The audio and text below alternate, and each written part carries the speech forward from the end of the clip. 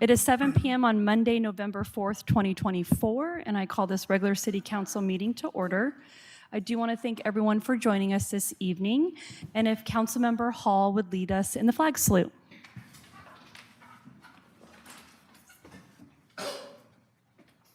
I pledge allegiance to the flag of the United States of America and to the republic for which it stands, one nation, under God, indivisible, with liberty and justice for all.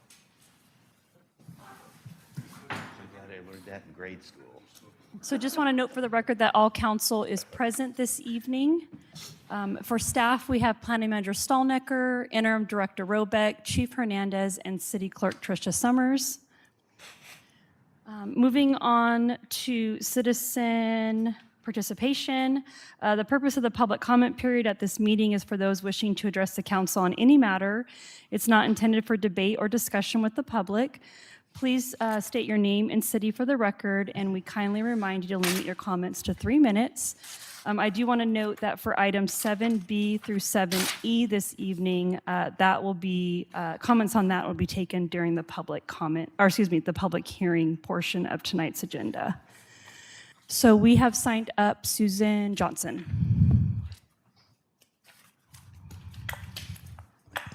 Susan Johnson, 2307 8th Avenue. Hi, y'all. Glad to be back. I'll try to be short as I normally aren't. The thing I'd like to bring up is the bushes up by PV as you come out from A set of the shopping center.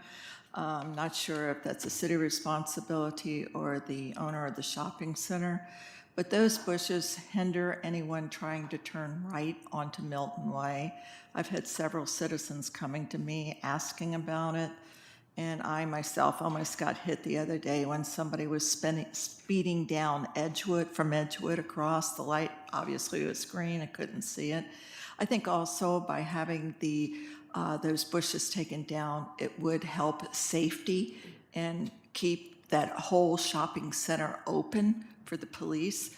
So whether the city is able to do this, I submitted pictures to Public Works. And so whether the city can do it or they could actually sort of schmooze the owner of the shopping center to saying this is for a safety issue.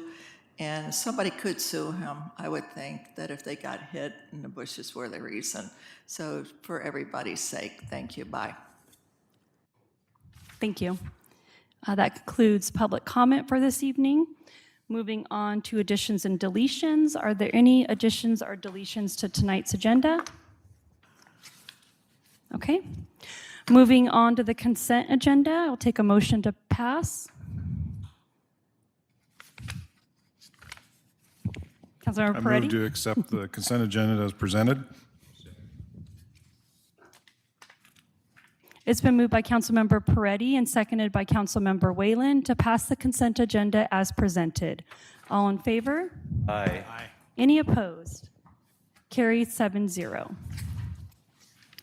Council, we have 2 public hearings this evening. The first one is on page 15 of your packet. It is the public hearing for the 2025 budget revenue sources. I'm going to turn the floor over to Interim Director Robeck for a short presentation, and then following her presentation, I will open up the public hearing.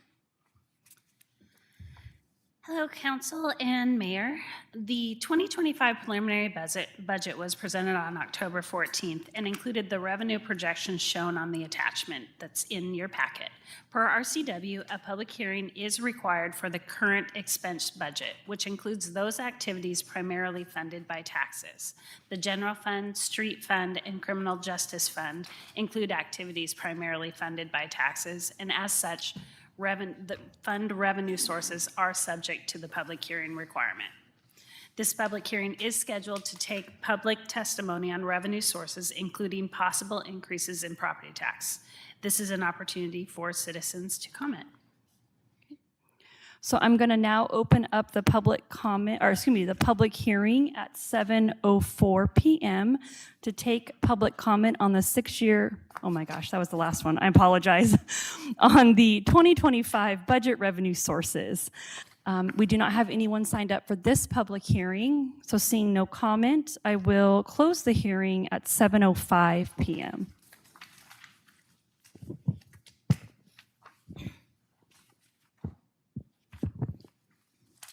Council, our second public hearing this evening is on page 23 of your packet. It is the public hearing for Project Processing Procedures, Chapter 17.62, Ordinance 2100-24, Chapter 17.65, Ordinance 2099-24, Chapter 17.70, Ordinance 2098-24, and Chapter 17.71, Ordinance 2097-24. I'm going to turn the floor over to our Planning Manager Stallnecker for a short presentation, and then following that presentation, I will open up the floor for the public hearing. Thank you, Mayor and Council. So in 2023, the legislature passed several bills to address project and permit procedures. The goal and intent of SB 5290, SB 5412, and HB 1293 were to streamline the process of permitting review and approval. As Milton's current procedures were last adopted and amended in 2009, staff and the Planning Commission took this opportunity to review and update to not only meet the state goals, but to improve efficiency and address updating to industry standards. The amendments cover 4 chapters: site plan, variances, application requirements, permit decisions, and appeal processes. They are grouped here for the hearing because they somewhat they all sort of interact and one affects the other. So they were discussed, reviewed as a package, but you will vote individually on the ordinances later tonight. They were introduced to the Planning Commission at the February meeting. They were discussed at the August and September meeting. A public hearing was held on September 11th, 2024, with no comments received. And the Planning Commission made a recommendation at the October 15th, 2024 meeting to the City Council. The major changes were that the state law requirements for new timelines depended on the type of project. State law requires a refund process if the city doesn't meet the timeline, so that was wrapped in. We did recommend moving the major and minor site plan approval down one type. We created we kept, which here it's listed as sort of a major, but it continues to have the public hearing examiner variance, but we created a staff level administrative variance for smaller things. And we moved the site-specific zoning map amendments to process 5, which is more fitting for that type of kind of hybrid application. So the first step is to hold the public hearing and take public testimony. Thank you. So I will now open the public hearing at 7:08 p.m. to take public comment on the project processing procedures outlined in Chapter 17.62, 17.65, 17.70, and 17.71. Please remember to state your name and city for the record and limit your comment to 3 minutes. We have one individual signed up this evening, Jackie Strader. Jackie Strader, Milton, Washington. I'm just here to talk about my experience with the hearing examiner process on something that if the administrative variance was approved tonight as it is, that process wouldn't have happened. I attended the Trin short plat process, and I found it really helpful because the neighbors, there were a couple of neighbors there, a couple of us from the community were there. We were able to talk about it. The developer decided to build based on comment, if I'm remembering correctly. He's only building a 1-story house to fit in with the community. That was put in the hearing examiner's process. And I mean, it's that it gives community buy-in to let us have an opportunity to speak. I understand a lot of these nobody shows up at, but to me, if you're going to do the administrative variance, why start at 20%? At 20%, if it was applied to my neighborhood, every single lot on my entire street and for blocks in all directions could short plat. So, and it seems like a really poor way of doing an overall plan for a city, especially if there's underlying code already in place, and then we allow variances to just, if it's broadly applied. And when I look at the way it's written, it appears that unique circumstances that it wouldn't be applied to my neighborhood, but it's that if it was 5% or 10% variance, then it wouldn't apply. And someone would have to come and do the community process if that's allowed, if I'm understanding.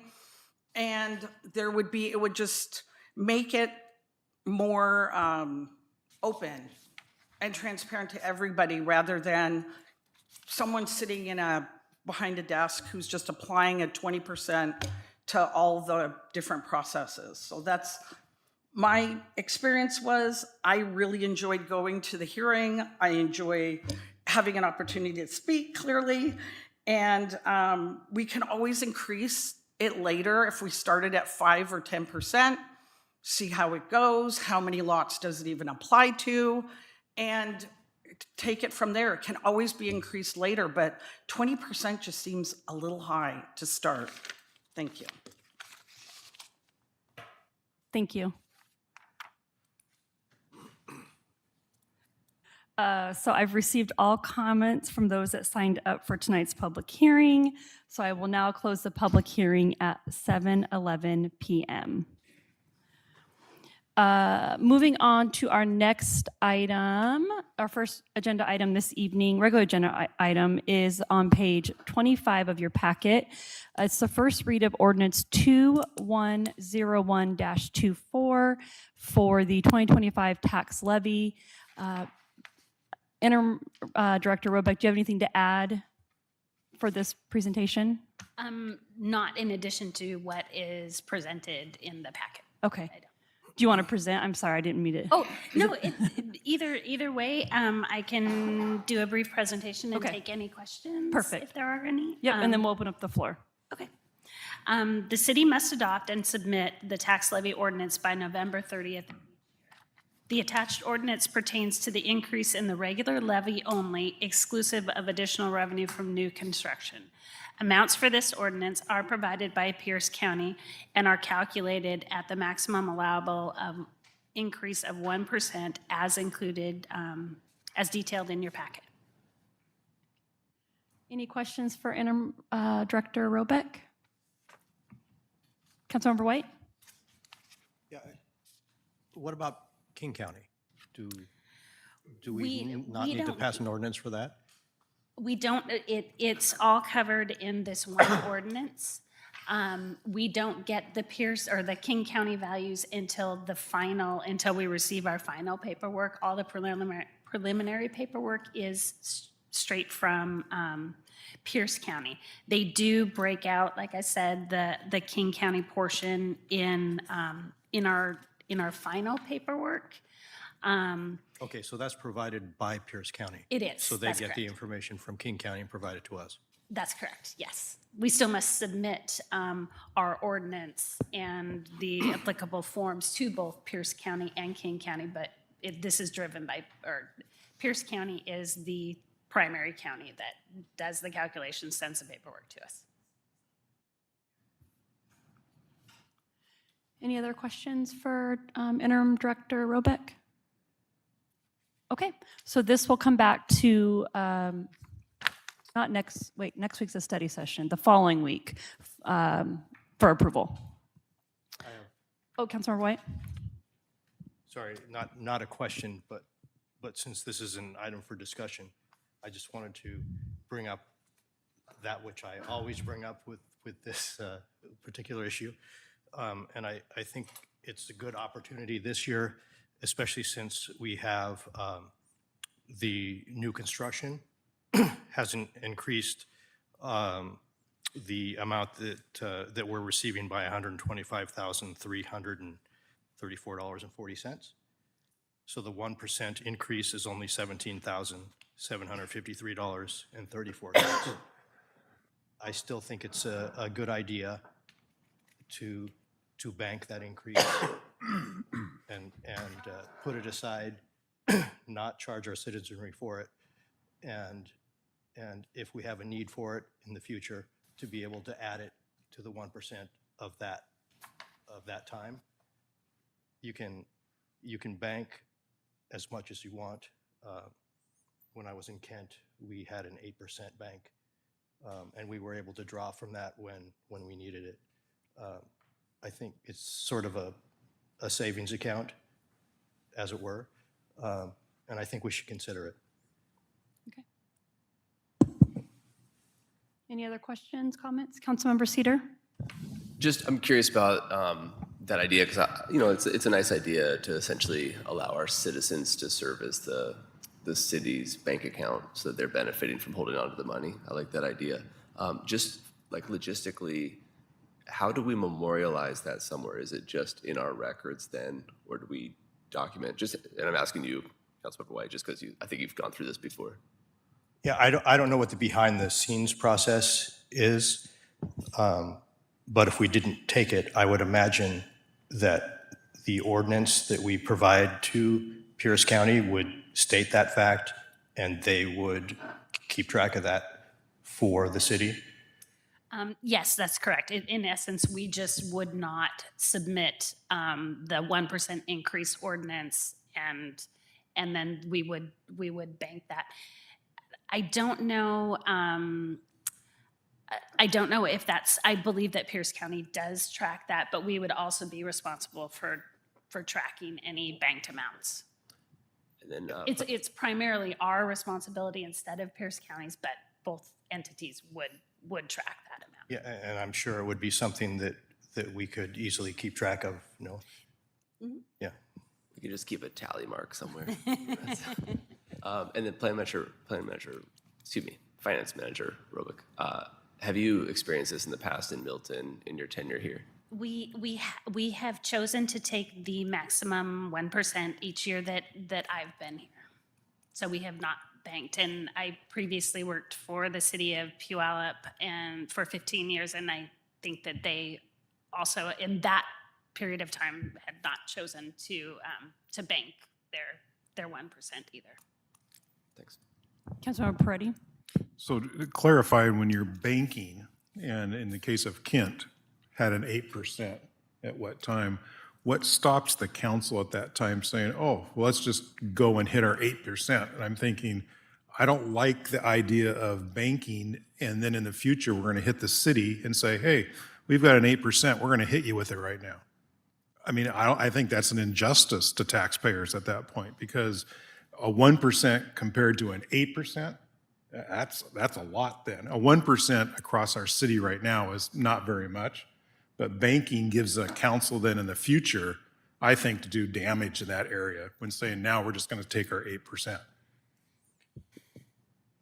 I believe, and correct me if I'm not mistaken, but if we bank this, we bank it at the 1% rate for this year. So if values went up 5 years from now and we decided to take it then, we would still only be able to take the $17,753.34 out of the bank. I see what you're saying. Is that correct? We would have the full 1%. So I don't. The full 1% as of this year, as of this value. Yes, we're banking percentage. So we would have 1% in the future with these values. Of the future value. Okay. Can I ask a clarifying question? So just when you say bank it, are we as residents still paying it and it's just kept in a separate, or you just get hit all at once with whatever the city decides to You take? can, Okay. like if we decided to bank the 1% this year, then in theory, it never turns out to exactly 1% or 2%, how all the values play in here. But we would, in essence, be able to increase regular property taxes by 2% next year. On the current values. Okay, I understand. But it would not be raised for our residents this year. Correct. That's correct, yes. Okay. Councilmember Whalen? This has always been a question. Every year we come up with it. But just a question. Let's take it and bank it ourselves and put it in an account for something in the future.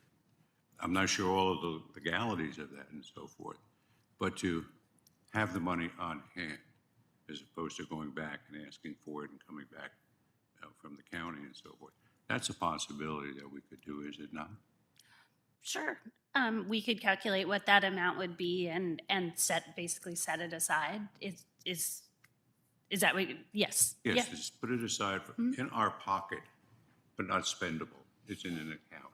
Yes. So at any particular time, if something extraordinary come up, it would be much easier to access those funds for whatever it was needed for and legitimately used for. But we would be handling the account, monies and so forth. So that's a thought. And I think that's a wise thing to do, not knowing what the future has in store for us or other counties and so forth. So that's an option. Councilmember Hall? I think too is if we bank it, like Councilmember Wayland is suggesting, then we collect the interest. That would be And correct. that Yes. is going to compound. I mean, I'm not sure what the interest rate would be, but at least we would be getting the interest and not. That's correct. Yes. Right, it would be in our pocket, not accessible, but in our pocket. Any other comments? Councilmember White? Just to make a comment on that comment, I'm coming at this from the direction of the property owner and the taxpayer. If we bank this, we won't be raising their property taxes, or at least the city's portion of the property tax this year. And I think in the current economy that granted, I know it's not a lot, but our property tax bill is made up of a whole bunch of not a lots, and it adds up to a lot. So I offer this as an idea to give a tiny bit of relief, of property tax relief to our residents. Councilmember Purdy? But unfortunately, when you look at that, it's a tiny relief for 1 year, and if we go back out in a 2% or a 3% or a 5% later, as for myself and many others on a fixed income now being retired, I'd rather pay the 1% every year knowing that I can budget that and go forward and not get hit by a 6% or an 8% in the future. Good thought. Any further comments? Okay, so this will come back to council on the 18th. Next item is on page 31 of your packet. It is, let's see here, ordinance 2097-24 regarding chapter 17.71, permit decisions and appeal process. I'll turn the floor over for all of the next items to Planning Manager Stallnecker, and then following her review, we will need a motion to open up the floor. Thank you, Mayor and Council. So yes, this one is before you is 1771. This is the permit decisions and appeal process. So it's the outlining of what, depending on, it outlines what each application, what type of permit it is, and then within that, what those steps are. It does reflect, I believe, the majority of what the state mandate has included with the changes in the timelines, making sure that the refund policy is adopted.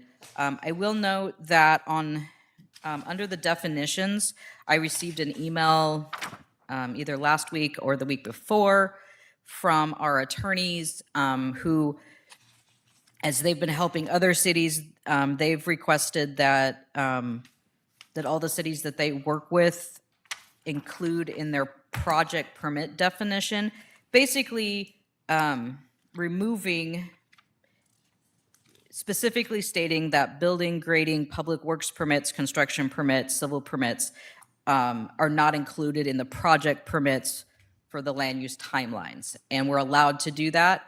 But the attorney said the way the state law was written, it wasn't terribly clear, so they asked each city to make that clear, just to differentiate which permits are subject to those timelines and those refunds and which are not. So I did change based on their recommendation on the clean version in the ordinance on page 34, just that the project permit or application, that building, site development, public works, clearing and grading, and other construction permits are excluded from this definition and exempt from associated timelines and noticing requirements, which right now they're excluded, but they just have asked that we make that very clear in our definition, so I did that. Otherwise, we held the public hearing earlier tonight, and it is hopefully before you for a motion. Councilmember Whalen? I just have a question and so forth, because I know you have this study that's much greater than we have and so forth, and occasionally you refer to pages and read things from them. What pages are you referring to so that I can make notes of what you're saying in relationship to what you're reading? In other words, I have this, the front page, and I noticed that you've gone to your packet and gone to other locations. Can you just slow down a little bit for me and just let me know where you're reading from? So on page 34, the definition for project permit or application is what was amended based on what the attorneys requested. That helped me a lot, just to go back and note that. Thank you. Councilmember Cedar? I move to approve the amendments to MMC Chapter 17.71, Permit Decision and Appeal Process. Second. It's been moved by Councilmember Cedar and seconded by Councilmember Hall to approve the amendments to MMC Chapter 17.71, Permit Decision and Appeal Process. Councilmember Cedar, did you want to speak to your motion? Yeah, just a couple pretty simple questions, I think. Looking at the notification requirements, which is hold on, let me get a page. On page 35,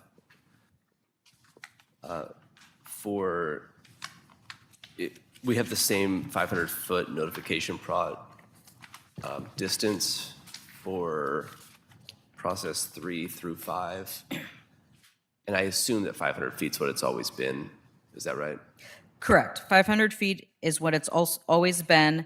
If you look on the next page, in that table, there is a little, let's see, 4. I see it, sub point 4. There's footnote. also, for the bigger things, there's a 1,000 or 2,000 foot radius for notices. And then in the actual notice section, it does identify that if, again, something that the Planning Commission added based on the bridge project, that it's no longer just the parcel that the work also includes any improvement. So in this case, if we were to do the bridge project with the Fifth Avenue, we would be required to notify everybody that's along the Fifth Avenue that was going to be improvements. And so that's a change to increase notice in that rare instance. Yeah, I saw that one and I missed the footnote here, so I appreciate that. It's exactly what I was looking for. So thank you for that. The other question I had was I was looking at the red line version, so let me just find it in the Red clean. line's fine, either way. That's okay. Page 39.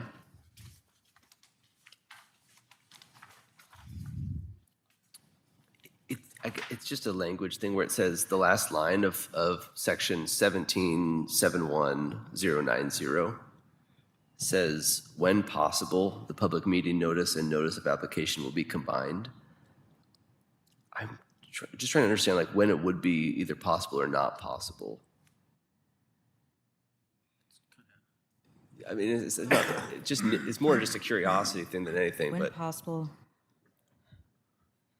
So on occasion, so if we're required for conditional use, so a notice of application is the notice that goes out that just says we've received an application. And we have to do that within 14 days of when the staff decides that an application is complete. So this would be for like a conditional use permit. So if, let's say, the school buys a piece of property and they want to do that, so it kicks in that conditional use permit. That also requires a neighborhood meeting. So when possible, and most of the time what we do is we will send out one notice that says, hey, there's an application for this project, and this is when the neighborhood meeting is. So when possible, we try to send those at the same time, and then usually a couple months later, they will get a public hearing notice because that's 3 or 4 months out. Yeah, I understand. Thank you. Thanks for your work on this. This is like you suggested earlier, this is all so intertwined. It's complex. Appreciate it. That's all. Councilmember Hall, did you want to speak to your second? I really appreciate you going through this.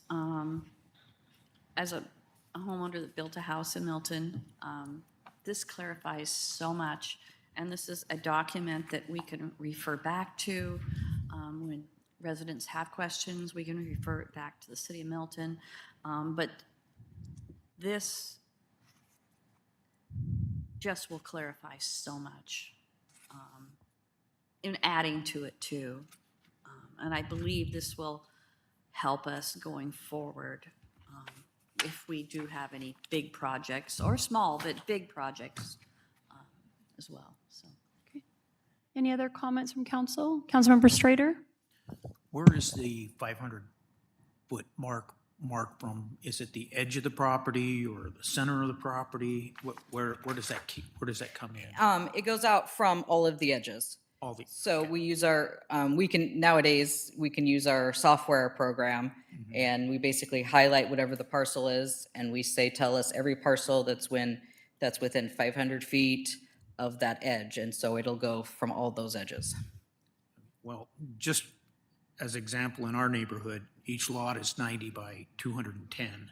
So that's only like 5 or 6 lots. So I would kind of hope that it would go further than that in that situation. In most cases, I mean, the intent of the mailing notice, a lot of that is just because that's who's going to get impacted the most. But again, they also required to put up an actual notice on property, and then we do publish it on the website. And for anyone, and there's lots of people in our city who request those notices, you get a little email or a text or something. So, and like I said, depending on if it hits certain thresholds, it actually would be 1,000 feet, but those are, if it was a really big project, it would hit that. Would my neighborhood reach that threshold? It would depend on the type of project. So there's certain thresholds of this. So basically, if we ended up with another, let me see if I can find exactly where it's at. We kind of looked at what the church size was with the school, and if something hit that size, again, it would actually be 1,000-foot notice. Not 100% sure where that's in, but it is in here. So again, it just depends on what's the project in the neighborhood. Okay, thank you. Yeah,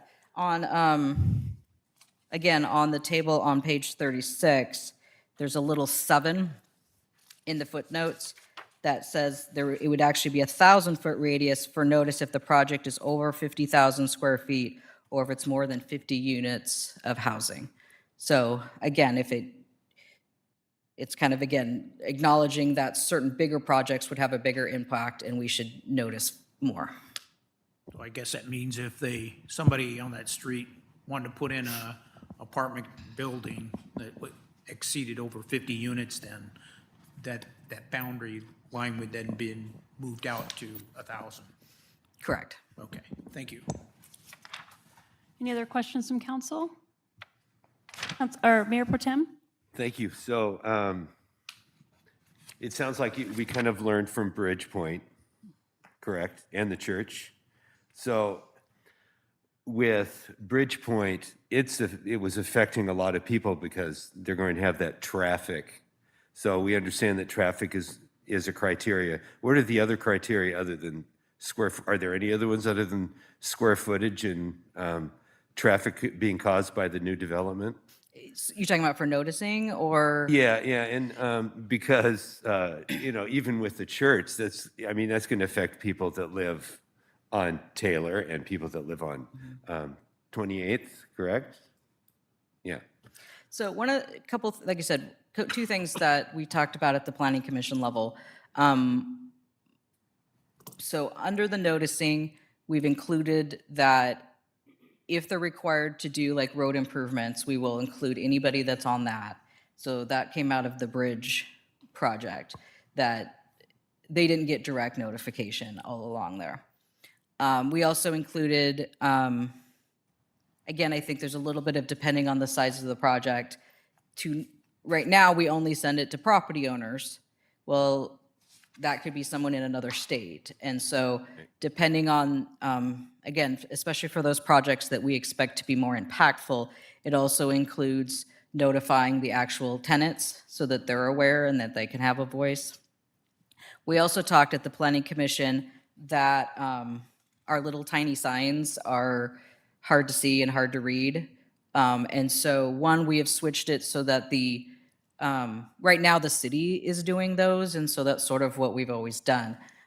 It's actually going to be switched so the developer will have to put those signs up, and we are going to make guidelines that will make them mimic more of what other larger cities have done, which will be bigger signs, which will help people be able to see and notice that there's something going on a lot more likely than just the little tiny signs that get knocked down. Well, that's agreed. Yeah. Okay. So so like I said, we've learned from those two projects and tweaked the code a little bit. Yes, and like I said, we've also put in the idea that if it was something, again, the size of the church, it would kick in, right now it's 500, it would kick in that 1,000 feet. So we've tried to kind of do some scale. If it's a bigger project, we want to make sure that we are drifting out a little bit better. Okay. Cool. Anyone on this side have any more questions? No? Okay, Councilmember Whalen? Oh, just for clarity and so forth, those notification signs is a cost burden upon the developer or on the property owner that's being developed. Is that not correct? So most recently, we charge them an intake fee, but we've been the ones that have been putting them up. In the new code, it says that the developer will put them up.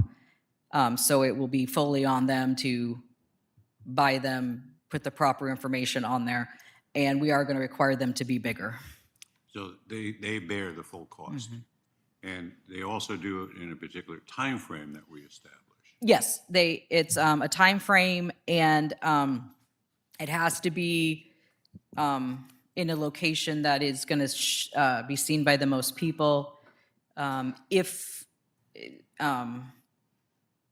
in the case of if it has multiple street frontages, they may need to do more than one. So the idea is there's case law that says you can't put it on the quiet street that nobody's going to see instead of the busy street. It has to be on the busiest street that most people are going to see. Where it catches the most attention, where it is most seen by the general public. Correct. But just for clarity and so forth, that burden lays upon the developer. Yes. However, they focus within their own little margin. Yes, But and we're that's all making it done. fully on them now. Yeah, that's not our expense. Yep. That's a development expense. Any other questions? Councilmember White? Just a question on that particular issue. Having gone through that process in a larger city, again in Kent, I did a short plat on one of my properties there. But all of the public notice boards were provided by the city. They all were painted yellow. They all had the city logo on them. Are you going to be doing something like that? As I recall, I had to pay a deposit to get it, and I got that deposit back when I returned it. I had to purchase and install the 4x4s that the sign mounted on. But all of the public notice boards were uniform and had the city logo on them. Are we doing that? Not currently. So, like I said, it's a transition. Currently, we have the board and we've been putting it out there with our paperwork on it. The planning commission talked about requiring it on the developer. One of them was a developer, said we always have to put them up in different cities. And so the idea was that we would require them, we would give them guidelines that says it has to be this size, this color, wouldn't necessarily have our logo on it, but give them the specifications of what they do. There's a little, I mean, those standards are not adopted in here, so that does give us some flexibility. It would make sense that maybe with the smaller, if it's just a short plat or something, maybe it's something where we go ahead, I mean, we have a stack of boards for something that's a smaller thing. Maybe we do go ahead and just do the smaller ones, but for the big projects, you know, so there's a little flexibility that we will have to fine tune in our procedures as we go forward. But at this point, other than the small boards we have, the idea was that we would have the developer have to put it up completely. Do our current signs have they're just yellow, aren't they? Or do they have our logo on them? I can't remember. I think they might, I don't know, I think they have a little bit of information on it, but usually we just kind of, They're covered. we put our sheets in plastic things and we staple them on, so, which then make it very hard to read, so. Okay. Councilmember Peretti? Why would we not want uniform signage like that on projects in the city? It seems like when we put it on the developer, and we charge development fees to these folks, and it seems like we could look at that if it has to go up a little bit or something, but I'm just wondering why we wouldn't want uniformity through our city when we have things like this going on. I don't know that I have a great answer for that. I can see the benefit to that as well, and that's historically what we have had, but they've been very small. Again, it was a recommendation by one of the planning commission members, but if council felt like it made more sense for us to continue to provide that, we could do that just maybe at a larger scale. I mean, there's pros and cons to both. The pro of letting them do it is they're responsible, and the expenses are completely on them. The pro to the city doing it is then we make sure it's up and it's done right. I think the cost that you can incur by having to manage developers and putting signs up could be negated by we just put the signs up because we have a stock of these and we put the information on it and we stick them up on the properties. I mean, and especially if we can charge them in a fee structure or something, that's there. It's helpful for me when I'm driving around, I know these signs and I can pick them out. I mean, you can see them and it's not another kind of sign or anything else, but having a uniform style of sign is very helpful. Councilmember Whalen? Thank you, Mayor, and thank you for bringing that up. My belief is they should be consistent with the type of development that the city approves, the signage, the size, the locations, and so forth. And whether we have to have signs for them to fill in, of course, there'll be a cost for them to get the sign from us. But if they're willing to do this on the standards that we strictly put in place, size, frequency, location, population, densities, and so forth, whatever we have in our code, the consistency of the signs and the amount of signs was very valuable to the citizens of the city and anybody else in the city that sees it going on. Continuity. Planning Manager Stolniker, could we, I mean, you're going to probably say what size it needs to be, so could we not just say it has to be neon yellow or whatever our current color Yeah, is? so on page 42 of the clean copy, it is 71-120C. So the current language is the applicant shall post a sign or placard on the site or in a location immediately adjacent to the site that provides the greatest visibility to most motorists using adjacent streets. The applicable director shall establish standards for size, color, layout, design, wording, placement, and timing of installation and removal of the signs or placards. So it doesn't prohibit us from providing it to them. It theoretically doesn't preclude us from doing it ourselves, but it gives us the option to make them post it as well. Or, you know, or if council felt strongly that it should be the city doing it to ensure it's done correctly, we would just need to say it to basically change it back from applicant to the city. Councilmember Strader? Are you making a motion then, Councilmember Peretti, to amend that portion?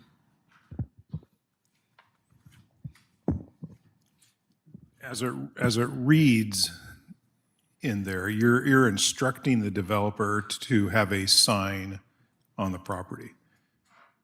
Now, you providing the sign, or the city providing the sign, or they providing the sign can go either way in how it's written. Is that correct? Yeah, I mean, the original language, the applicable director shall post, we've changed it to the applicant shall post. But there's nothing that says that we can't provide it in this, you know, like I said, they would just have to come do it for us. Yeah, either way, I just want, my view is that they just need to be consistent through the city. And if it's easier to create consistency for us to do it, then let's do it. I don't know if it's a game changer on cost or anything. I mean, it's just to have it consistent. Yeah, and like I said, it gives the department the opportunity to decide what that is. So we can definitely, like I said, part of it came from wanting to make sure those signs were bigger. So I don't have, if the, you know, the feeling I'm getting is that we want to make sure there's consistency, we can work on make sure that those are consistent. And we can also see how it works. Again, I want to make sure legally they're posted, which again, if staff's doing it, there's probably a little more insurance that it's done that way.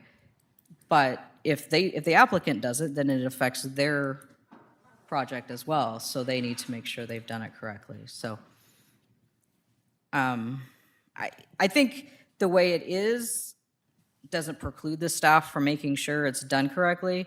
But if the council as a whole felt like they wanted to switch it back, I don't have any strong reluctance with that either.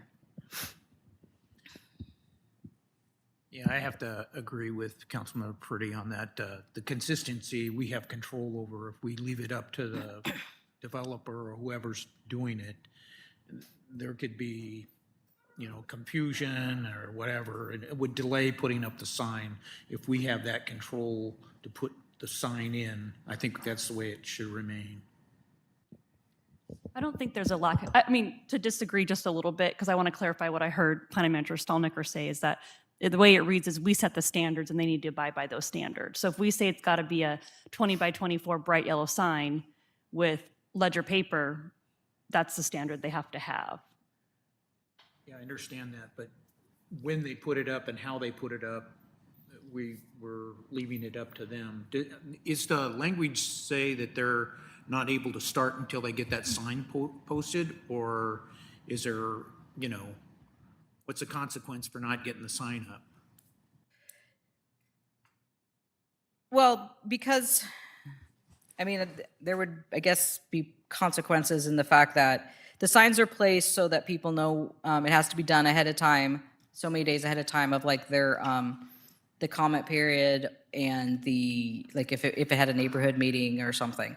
So if it doesn't get posted, then their stuff gets pushed back because it has to be up for so many days. So if it needs to be up 14 days before the neighborhood hearing and they don't get it up, then we push back their neighborhood meeting or we push back their public hearing. So, and it does, I mean, we are telling them where to put it. We are telling them how long it has to be up. So I think the wording's okay. And I can, like I said, I can take the what I'm understanding from what council wants to see and what I got from planning commission is we want to make sure that they are visible. We want to make sure they are bigger. We want to make sure they are readable. So we will make sure and that there's consistency. And so we can take that from the staff. And when we write up the actual handout, whether, and we can decide we'll discuss, does it make sense for us to get those boards? Or does it make sense to make them get those boards? And if we do, then we say, this is where you can buy them if it's someone who isn't familiar for that. But we will have real specific, this is what you need to do. And we have smaller boards for now that we will use up as well, so. Councilmember White? I just want to concur with Councilmember Peretti. I think it would be a good idea to have the city provide the board so that there's a consistency when people will begin to recognize them and say that that is a public notice board. In fact, it could have the Milton City logo and have public notice on the top. And anytime one of those is posted, people will know that that is a City of Milton public notice board. And the applicant can install them. I don't think the city needs to go around putting those in. In Kent, they were 4x6, and you needed a couple of 4x4 posts in order to post them. They were noticeable. And I just had, I had mine installed by the people that go around and put up the real estate signs. But again, after the notice period was over, I just gave the board back to the Public Works Department and got my deposit back. So I think that is And we can probably do something that that we without should look into. changing, without. Yeah, and we amending would the need to code. change what's in here in order to do that. But I just think for consistency, all the public notice boards should look the same. Councilmember Whalen? Just to add one other nuance to this. The signs go up in selected places around the property or close to the property or so many feet away and so forth. But in many, many cases, they go up in places where you can't stop and read them. What can we do about that? And everybody thought Sherwin-Williams was being sold when it was being built. And even before it was being built, it had, signs about what the building's going to be like and so forth. And there's no place to stop and read it unless you're walking. Is there any consideration about that? How that could be supplemented? So I guess I would say that any sign that is posted is also posted on the website, and it's also posted outside of the finance building. So if you know that you see a post, it's also going to be posted there. So if you're like, you can't maybe stop safely or you don't have time to, those are the places that we post. If anything, most of the time, it's even more information is posted on at those locations. And those locations give you a lot of specific drawings. It gives you a lot of different information. But no place on it do you see, if you can't read this, look it up at City Hall. If we're going to give information to the public, we need to provide it in every fashion that we can. I think if you were, again, the problem right now is our signs are too small, because I think on there it says you can go to our online portal and see all of the details. But right now they're so small that you can't see it unless you're right up close. So as we get bigger, we will be able to put better information that people can read. And people just need, if as council members, if people say something, say that information is, you can help distribute that to other people, that it's on the website, it's on the billboard, we get that information out. They can always contact City Hall and we will get them information, so. Thank you. Any other questions?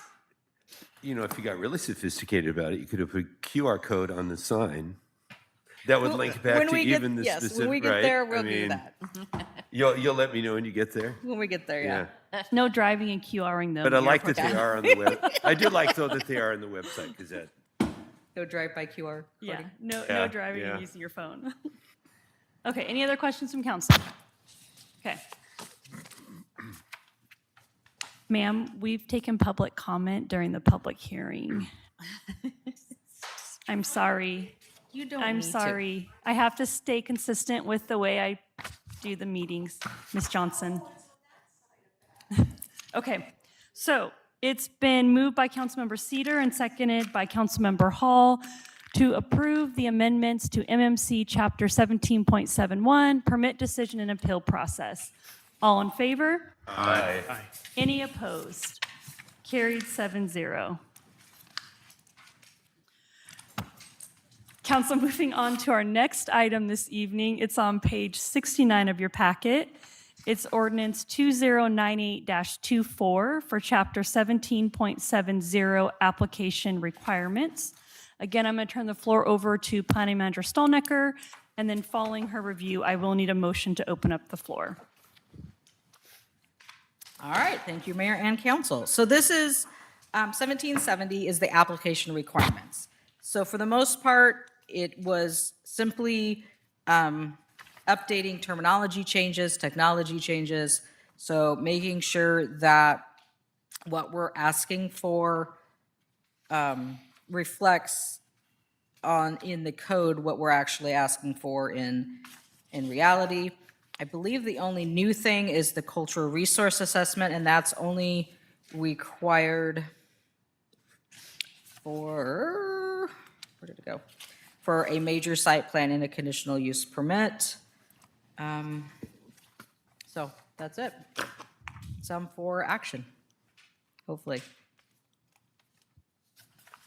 Councilmember Cedar? I move to approve the amendments to MMC Chapter 17.70 application requirements. Second. It's been moved by Councilmember Cedar and seconded by Mayor Pro Tem Whitaker to approve the amendments to MMC Chapter 17.70 application requirements. Councilmember Cedar, did you want to speak to your motion? I have no comments on this, thanks. Okay. Mayor Pro Tem, did you want to speak to your second? Yes, just that, thank you for all your work because this is extremely extensive. I needed coffee to go through this. But thank you for your hard Thank you. work. Any other questions, comments, concerns from council? Councilmember Whalen? And it's not really concerns and so forth, but just change of language and so forth. If we're looking at, of course, item 7C. And if you look at things like on page 83, there's some language in there that has changed a little bit. Well, if you take even the top line, it says master application. And, well, it just says application now. And there's a few other changes in that.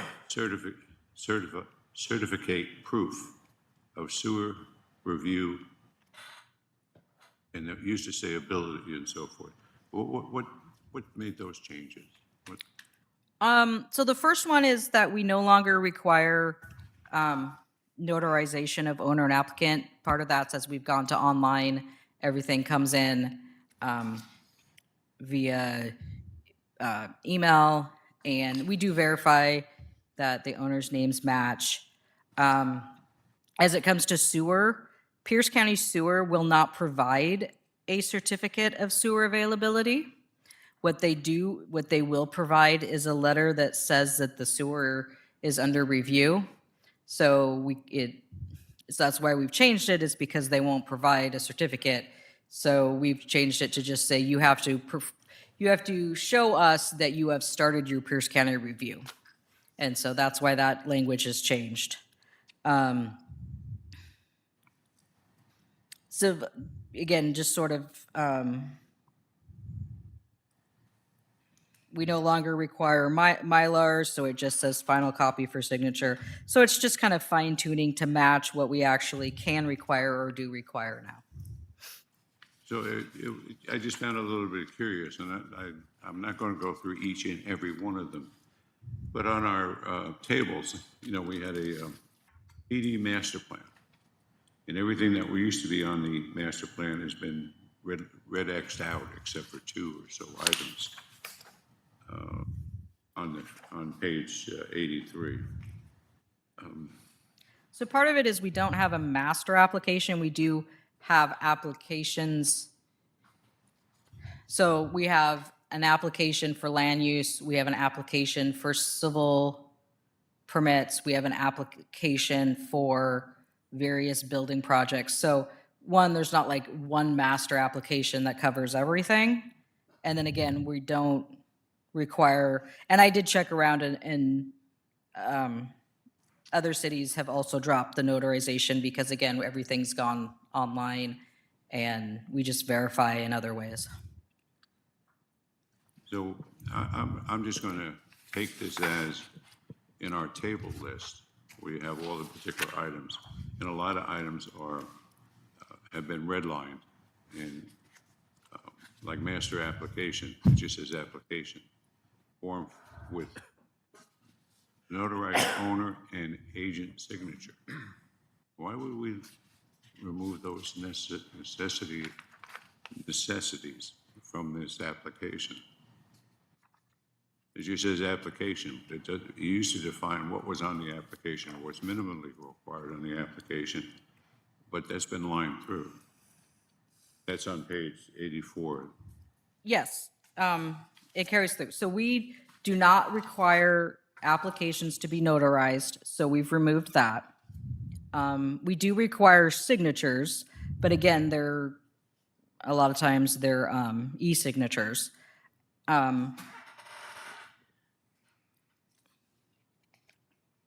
So it just, it allows flexibility for what each application can be a little bit different. So it allows some flexibility. So any place else within the city of Milton, let's just take that one on the top, the master application. All of that information will be found somewhere else within the table of requirements for the city? Planning Manager Stalnecker, I'm hearing you correct. If I'm hearing you correctly, we do not have a master application. Therefore, that's why you've removed the word master. We just have a variety of applications. Correct. We don't have a master application. We have applications depending on what type of, like I said, so we have an application that applies to all subdivisions. We have an application that applies to land use issues that would have things like name and who's the agents and do you have all the requirements that you need and checklists and all of that. But it didn't feel like it was necessary to break all of that down, just the idea. So what that page is for an applicant to go, what do I need to submit? And it says, I need to submit the application. And so I know, so if they don't submit the application, we reject them. But it doesn't outline everything that needs to be on that application because it's dependent upon what type of project. No, I'm just, with so much being different, it just helped me a little bit understand. We had civil engineering plan, temporary erosion and sediment control plan. I guess we have a permanent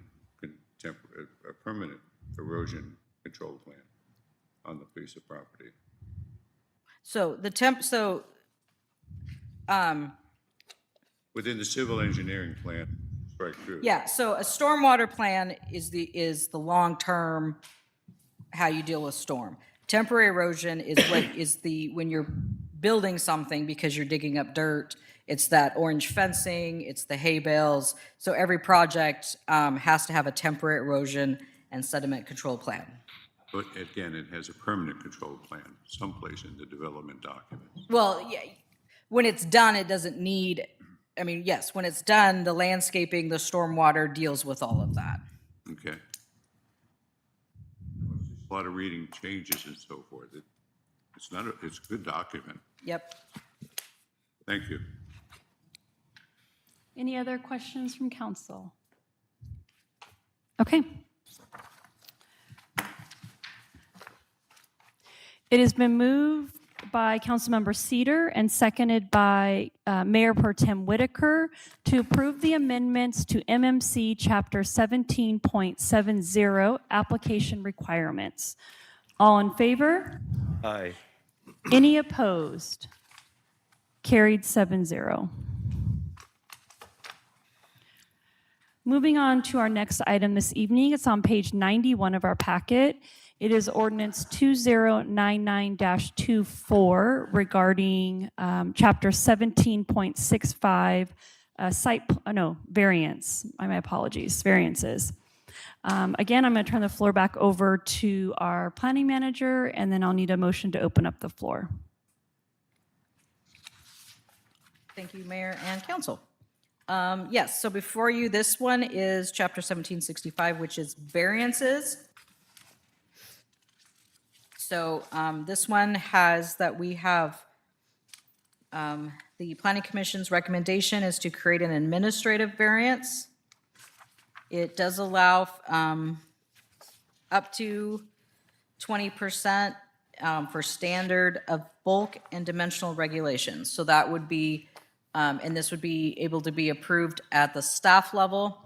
This would mean lot area and setbacks and the width of the lot as well as height. So it has to be in one of those two tables. And it does require notice and a comment period to 500 feet. So it is staff level, so there's not a public hearing, but there is notice to the surrounding 500 feet with a 14, 15-day comment period that allows anyone who has concerns to input those concerns. That's the main change in the variance section. We also did kind of review and did make some changes to the approver criteria just to try to make sure that we're hitting everything to make it so that a variance is possible, but it's only possible with enough unique circumstances to make it make sense. So that, and staff recommends approval. Councilmember Preddy. I move to approve the amendments to MMC Chapter 17.65- variances. Second. Was that Councilmember Cedar? Yes, okay. It has been moved by Councilmember Preddy and seconded by Councilmember Cedar to approve the amendments to MMC Chapter 17.65 variances. Councilmember Preddy, did you want to speak to your motion? Yes, I would. On page 94, under 1765-030, could you give me some real-life examples of what a 20% could look like? Yes. So, and again, Planning Commission, 20% was kind of staff's suggestion because it seemed like middle of the road, but there was some feeling from Planning Commission that, you know, if council felt one way or the other, they didn't have a strong disagreement for that. But in the case of, let's say, lot width, so let's say somebody comes in and they have a lot that is over 16,000 square feet. So then theoretically, our minimum is 8,000. You could divide it into two. But we've had a couple cases recently where the frontage, our minimum lot width frontage right now is 75 feet, which means you need 150. Well, a couple cases where they were at, I think, like 140, which meant if they split it in half, even though they would both be 8,000, they would only have a 70-foot frontage, and they wouldn't be allowed to subdivide.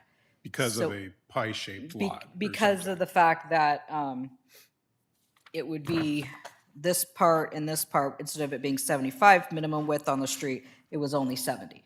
Okay.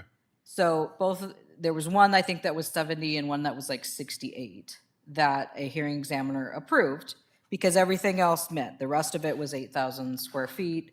And in most, and I know the last one I was at, they looked at other lots in the area and many of them were under that 75 as well. So it blended in well with the city. But you asked about specifically the 20, so at 75,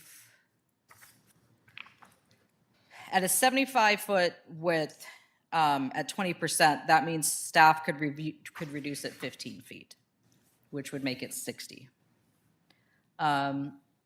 Or if it was 8,000, they could reduce it down to 6,400 minimum instead of 8,000. Okay, I understand what you're saying there. Yeah. What would be another example? The other example would be setbacks. So like for the setback, which is 7.5, wrong thing opened. Let's see, 7.5 times 0.8. So staff could reduce it to 6 feet of a setback instead of the 7.5. Again, they have to meet the criteria. Again, I could see somewhere with the setback, again, it can't just simply be, well, I want a big house and I need it to be 6 feet. We had a situation, it ended up being worked out, we found it ended up being, I think, okay. They took a survey and ended up not needing it. But we had a situation where the existing house was at like 6 or 6.5, and they wanted to do an addition. And so if they did the addition at the current setback, you're sort of pushing that house in about 1.5 feet. And so the idea was, if, like I said, they ended up doing a survey and they actually had it and they didn't need to, but they were looking at thinking they had to do a variance, which at the time would have been going to a hearing examiner so that the house could stay straight. Again, there is cost to that when you're jogging. It's also a look thing. So there's a couple reasons there. So my follow-up to that is there is cost to the city when going to a hearing examiner. Is that correct or not? It's all paid for. Theoretically, it's all paid for by the applicant. Then my follow-up to that then is that, does that increase expediency of the process if it's a staff-related review versus a hearing examiner? Yes. So if it's a staff level review, the application's going to come in. We have 28 days to determine that they've provided us everything we want. We're going to send notice to 500 feet that says this is the application with all the picture and what they're trying to do, and then it gives everybody 2 weeks to comment.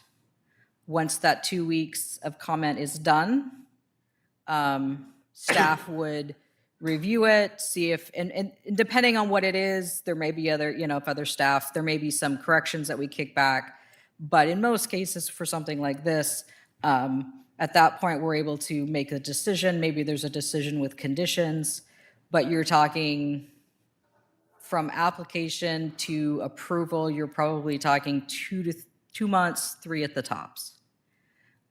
With the full variance process, which we're currently doing, again, 28 days to determine, then we have to have a neighborhood meeting. And so we're sending out notices and having a neighborhood meeting, so that's a month right there. So we're having the neighborhood meeting for any comments. Then if there's any corrections or any things that we need, and then we have to set a public hearing after that. So then you're talking more like 4 to 6 months for someone to get a variance, as well as they're having there's more expense on the applicant for that. And so that's where it's something that the idea of an administrative variance actually came from a couple members of the Planning Commission who I think maybe with discussions with Brittany previously that it seemed like it would be nice to have that in between options for those smaller things. Again, 20%, numbers to some extent are numbers. There's There is an arbitrariness to what the 20%. There's also an arbitrary to a 75-foot width and an arbitrary to 7.5-foot setback. Other cities have, I mean, I think the building code wants you to have 3 to 5 depending on how it's built. But, you know, those are all sort of flexible depending on what a city wants for that, so. Okay, thank you. Councilmember Cedar, did you want to speak to your second? Yes, thank you.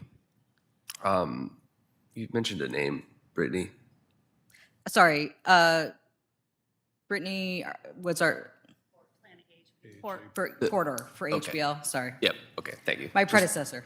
Yeah, thank you. I've only known your wonderful work.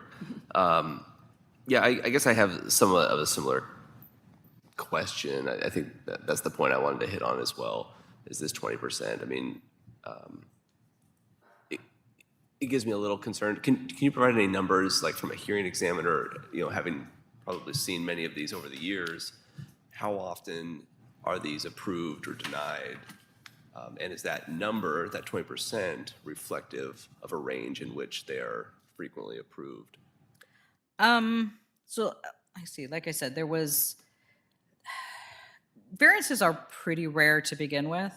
There was the TRIN, which was mentioned, that was approved probably about 3 years ago.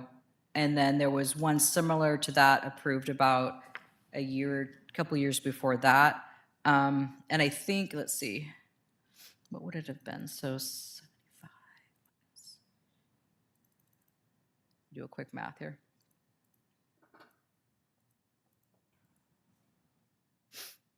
So I think the one would have been closer. So I think the one would have been a 10% that was approved. And the other, I think, was even a little less than that, because I think it was 75 down to 68. And then the other one, I think, was 75 down to like 72.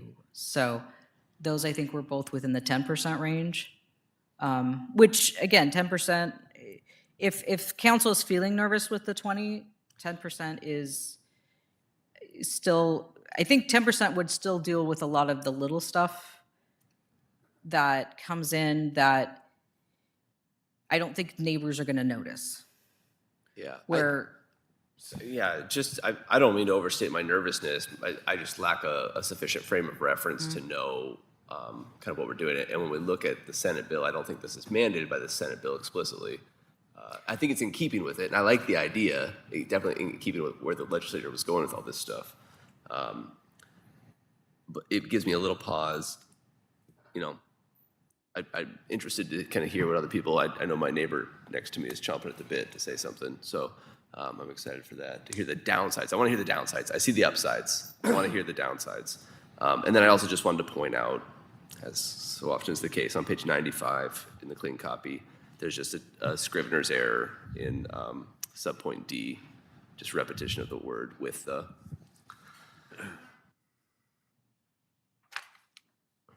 which one? On page 95, subpoint D, delta. It says the proposed variance is consistent with the purpose. With the? Yeah.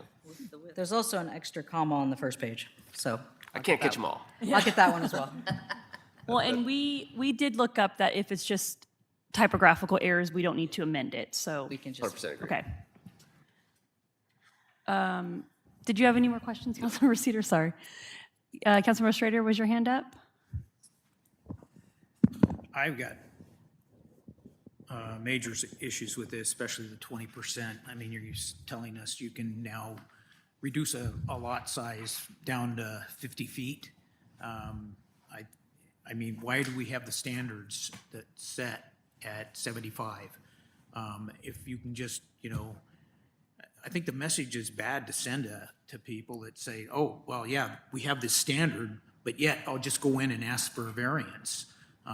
And I don't think I want to expand my kitchen, like the example you used last meeting.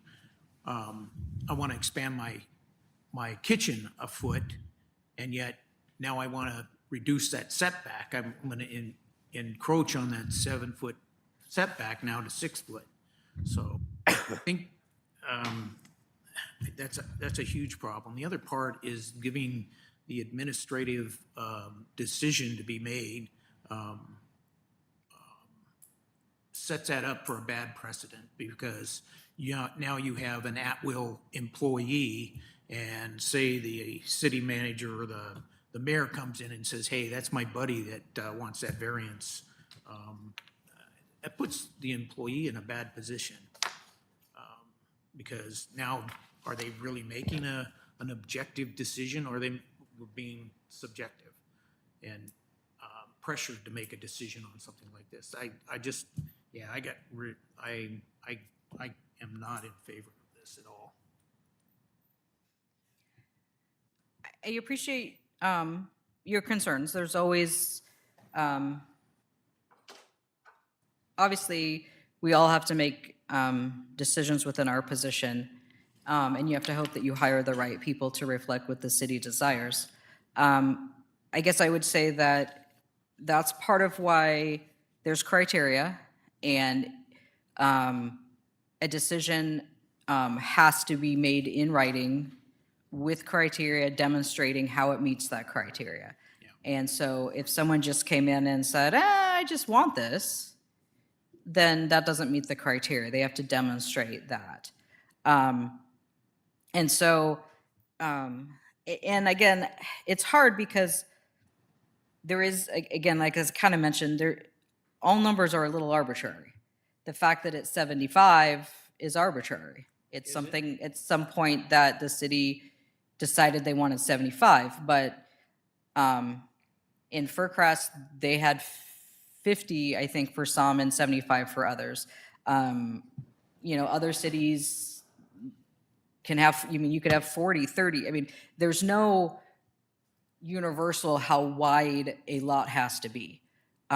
It's each city sort of determines that. So the idea that there might be some flexibility depending on unique circumstances is not necessarily a bad thing.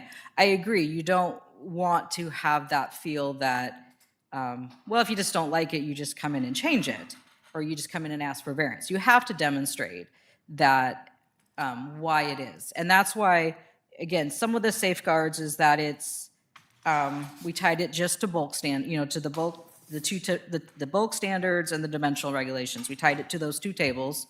So those are numbers. If you wanted, if you're trying to do parking or you're trying to do some other stuff, then you would have to go to the hearing examiner themselves. If you want to go above that amount, you'd have to do the hearing examiner. So again, I can't, and some of that criteria is, there's unique circumstances, that there is some sort of why should, how does it make it that maybe, a lot of times it has to do with people who have hillsides. A lot of times it's the actual way the lot is determined. You're looking at, is there a negative impact on the surrounding properties? It doesn't conflict with others, and it's the minimum adjustment necessary. So if someone, we did have a project that came in and they wanted like 4 variances to be able to do their project. And I just said, they didn't even go anywhere because I said, the city's not going to support 4 variances. If it was a variance and you had, if there was justifiable means, maybe. But if you're just saying you need 4 variances to be able to build what you want, then this is not the property for you. So, again, because it needs to be reasonable. And so that's why those criteria are there. Well, I strongly disagree that the numbers of the width of the lots was just arbitrary. I think there was a reason for it. I don't know what it was, but I'm pretty sure there must have been. It wasn't just, pulled out of the air. So I think it has to do with what are the dynamics of the neighborhood? What does the city want to look like? What are the standards that we're going to use? And I think if you just, open this up to being able to change anything that somebody wants to come in, and you say there's safeguards, but, it's like I don't know, to me, it just is, it's too much. And I understand that that's, But Manager Schottenegger, we currently allow variances. This is not anything new. We currently allow variances. This is just cutting down on small variances so that if a homeowner wants to expand their kitchen and needs a small variance, it doesn't take 6 to 7 months. It takes 2 to 3 months. yeah, it's currently any of these, you could go to under our current code to the hearing examiner. The idea is that for certain ones, to allow it to be more of a staff level, which is, again, less expense, less time. So the more direct, hopefully less impactful ones is what they were trying to create. And these typically are for our residents who currently have, I mean, in the most place, they're trying to divide their lots or they're trying to expand their home, or it's Yeah, that we're you know, trying like I to said, help our the residents. two that I know for sure that the hearing examiner's most recently done, both of them were just because of this, because it was sort of because of the shape of the current existing lot, they had plenty of room to divide except for the width. The houses still met all the setbacks. It was still over 8,000 square feet. They hit everything else but that little bit. And the feeling was that, and again, they also demonstrated that in those neighborhoods, there were multiple lots that were under 75. So it wasn't like every lot was 75 and theirs were going to be smaller. They were able to demonstrate that within that street, across the street, that there were lots of lots between 60, 65. So they matched that.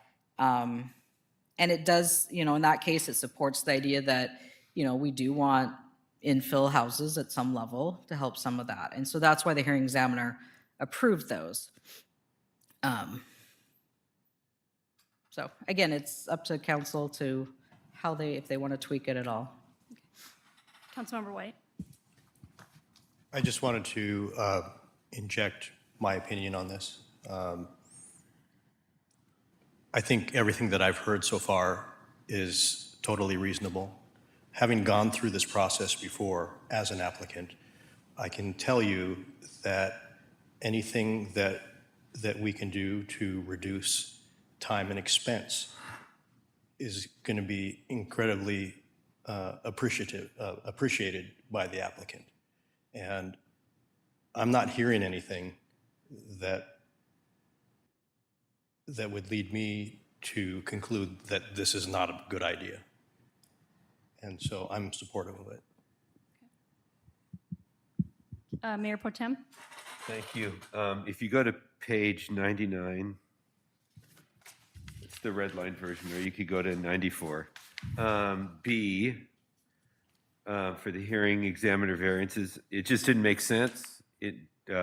Variances that do not qualify as an administrative variances shall be considered hearing examiner variances, which shall be decided by The hearing examiner. the hearing examiner, comma, and shall decide in accordance with process type 4, chapter 17.71 MC.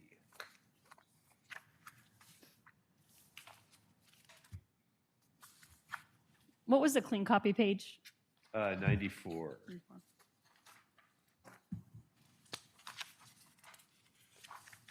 It's at the bottom of the page. It's a B. B.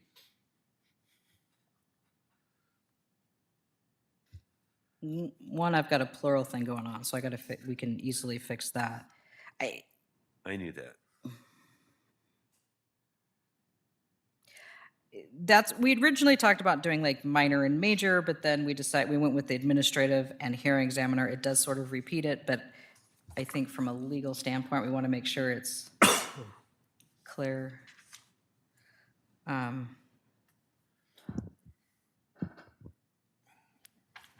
But we will take out the word "and." Variances that do not qualify as administrative variances shall be considered hearing examiner variances, which shall be decided by the hearing examiner, which shall decide, oh, yeah, there's some definitely grammar issues there.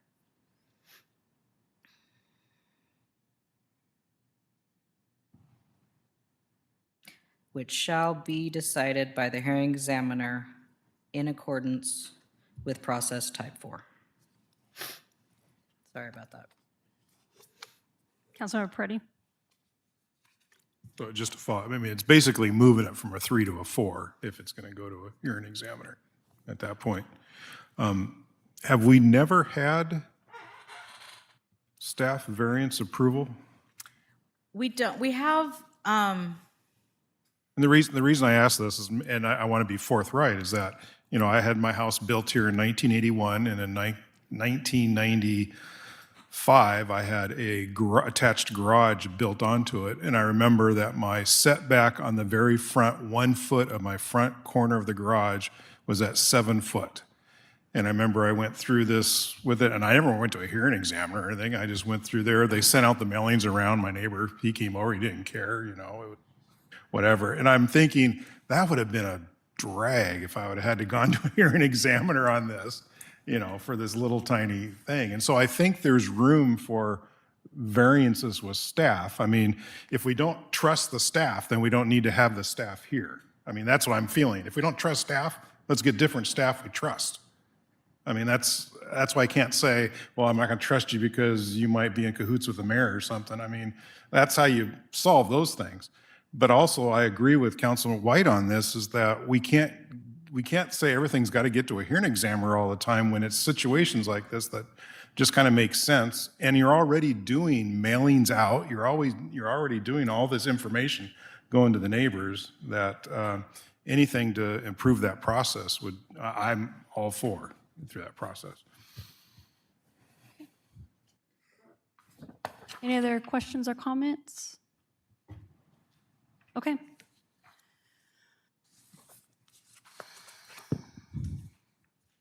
It has been moved by Councilmember Peretti and seconded by Councilmember Cedar to approve the amendments to MMC Chapter 17.65 variances. All in favor? Aye. Any opposed? No.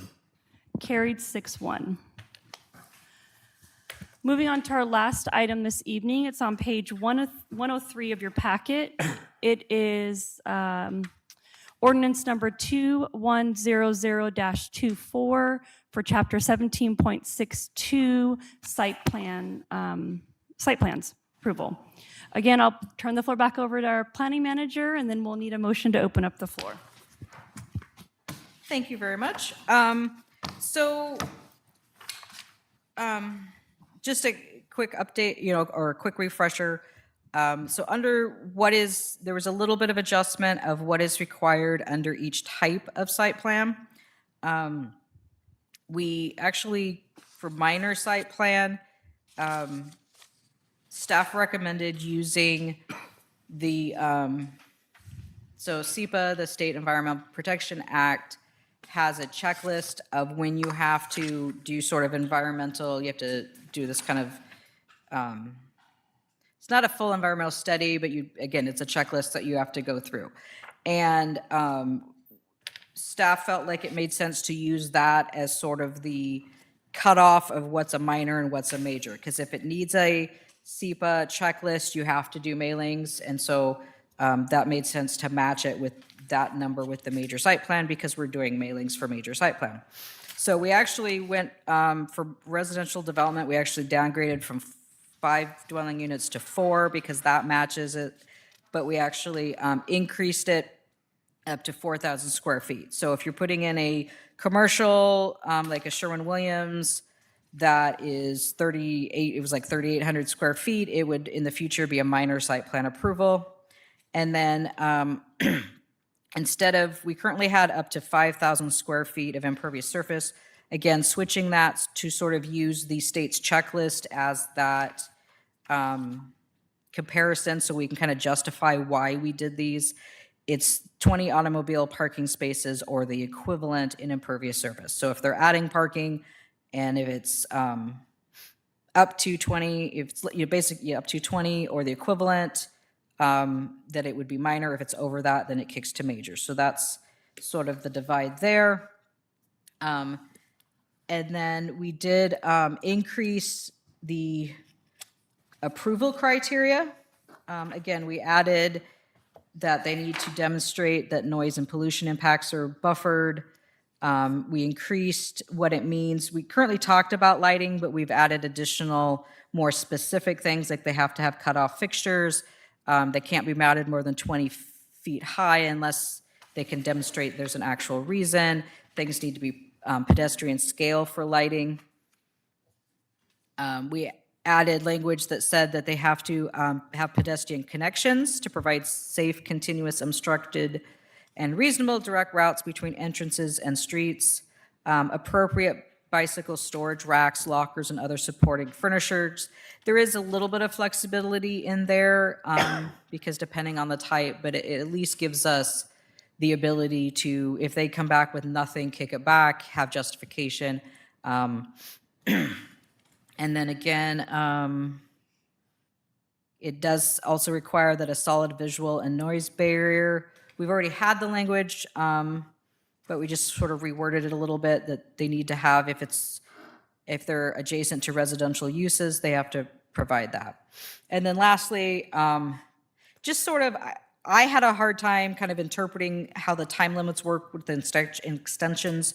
So just trying to clarify that language. It's not changing what I think the intent was, but it's more just breaking it out, that they can have the site plan is good for 1 year. They can have 4 extensions, but they need to,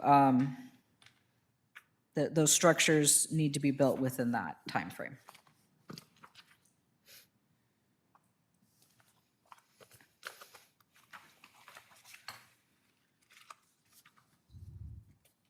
Take a motion. Councilmember Cedar? I move to approve the amendments to MMC Chapter 17.62, site plan approval. Second. It's been moved by Councilmember Cedar and seconded by Councilmember Whalen to approve the amendments to MMC Chapter 17.62, site plan approval. Councilmember Cedar, did you want to speak to your motion? I really appreciate the move to ensure that pedestrian and bicycle actions are included in here explicitly. I think that's a wonderful addition.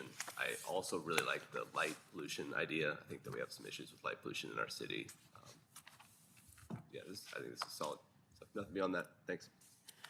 Councilmember Whalen, did you want to speak to your second? Oh, thank you, Mayor.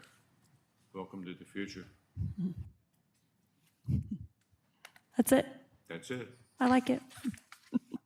Any other comments or questions, concerns?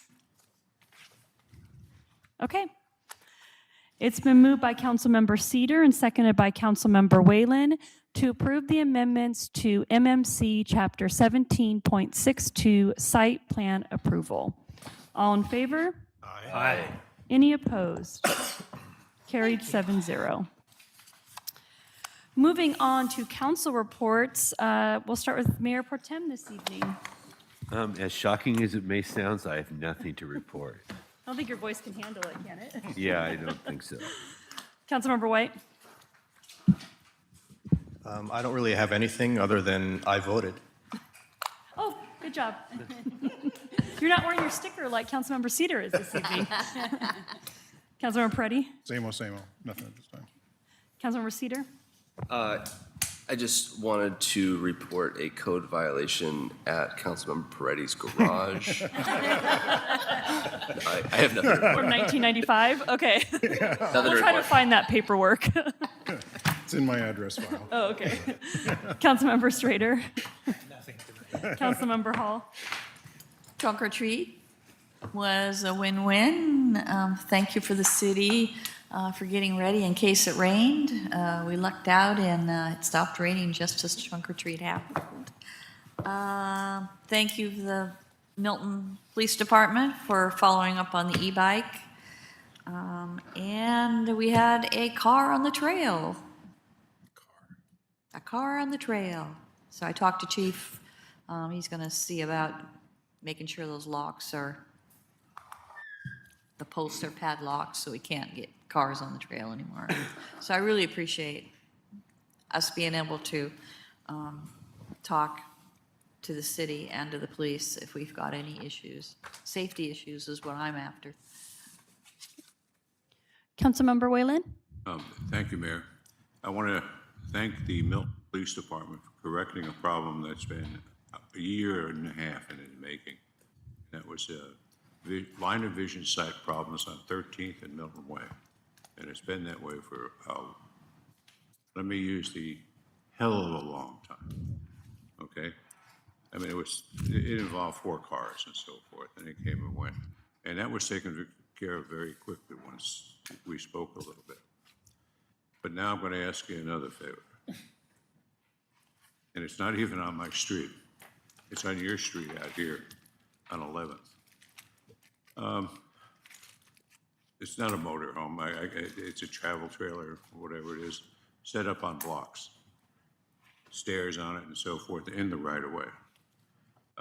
It occupies a space that used to be occupied by a boat in that same space. So it's little things in the city, but important things for neighborhoods. So you just take a look at that, please. And that's all I have to say. Thank you, Councilmember Whalen. Planning Manager Stalnecker, do you have anything this evening?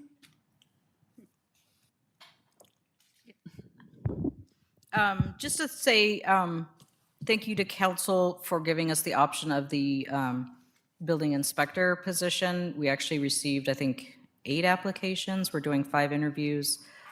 So hopefully one of those candidates will work out. And then, again, hopefully maybe eventually that person could roll into a role of an official. But we weren't getting anything for the building official. So I appreciate the opportunity. And some of them look like some really good candidates. So I'm excited.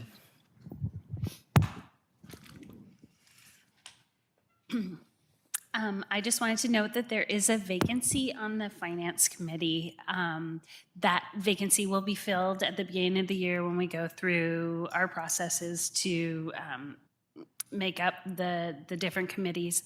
But if anyone is interested in attending the final Finance Committee meeting on November 20th, Wednesday, November 20th, at from 9 a.m. to 10 a.m. in council chambers, please let me know, and I can forward the meeting invite, and you're welcome to join us.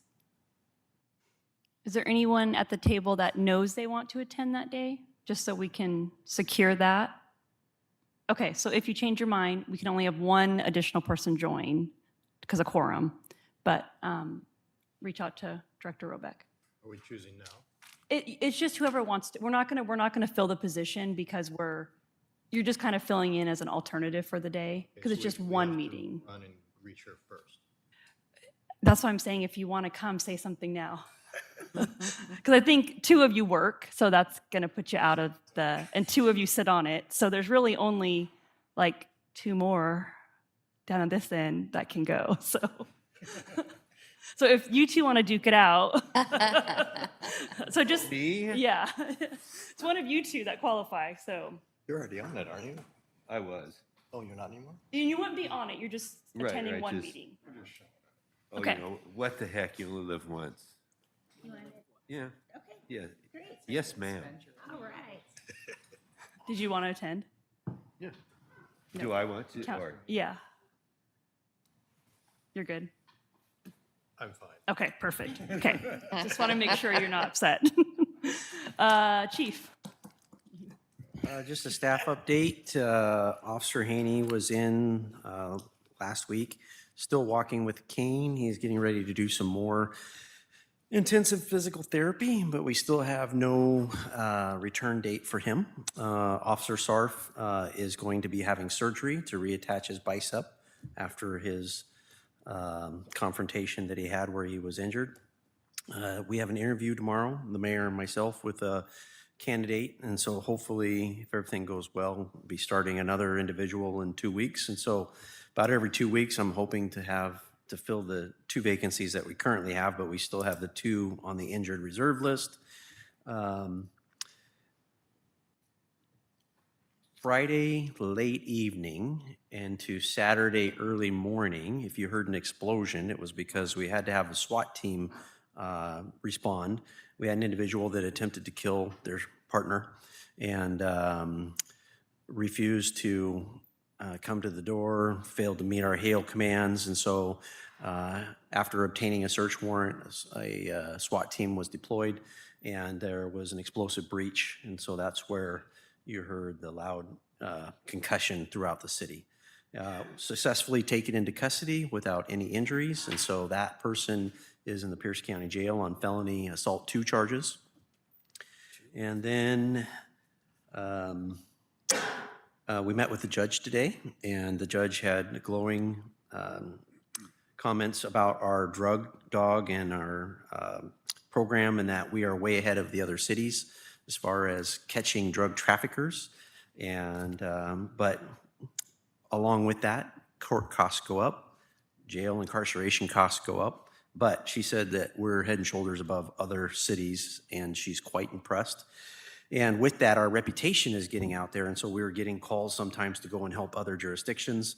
And this one was done about a week ago. You know, I can pass it around. You guys can look at it after council. Loaded M16, scopes, advanced, equipped, and large quantities of methamphetamine. So again, and as we speak tonight, he was conducting a search warrant on another vehicle for drugs. Officer Wilcox is doing a great job, but it is, as you know, just to watch the news, very dangerous out there. And so again, giving accolades to our people and what a wonderful job that they are doing. And Friday night, it just happened to be the 2 newer officers that were on, but they called, and so we spun up supervision and all that kind of stuff. But that operation started at 11:30 at night and didn't end until about 5:30 the next morning. So, and that was just to get the individual into custody. So very labor intensive. But we also are waiting on Puyallup. They have not yet taken our contract for the cameras to council. So another month delay before we get anything back, and then another 6 months after that. So other than that, keep your head on a swivel, and if you see something, say something, because again, we can't do it by ourselves, and we need all the eyes and ears we can get, and all the help we can get, and all the prayers that we can get. So if you see an officer, best thing you can do is tell them thank you, and shake their hand or wave at them, and let them know that you appreciate them. Good? Okay. Just 2 quick items for me. I did what Councilmember Hall said about trunk or treat. We had to have a plan B due to the rain. It actually worked out really well. I do want to thank Councilmember Hall did join us with the trunk, and then Planning Manager Stallnecker, actually Ms. Johnson, nope, you did not. But Planning Manager Stallnecker did, Director Robeck and Chief and myself were there. It was cold. It was damp, but it was a lot of fun. So, and then Councilmember Peretti brought his grandchildren. And, nope, I didn't see you this year. Piano lesson. I was out. Okay, it was fun. And then trick-or-treating the next day was great too. We had a lot of kids turn out to come get candy. And then just a reminder that City Hall is closed next Monday for Veterans Day. And so our study session will be on Tuesday at 4 p.m. So make sure you make that note. Any questions on anything from the directors? Okay, so seeing that all items have been concluded, I'll adjourn this meeting.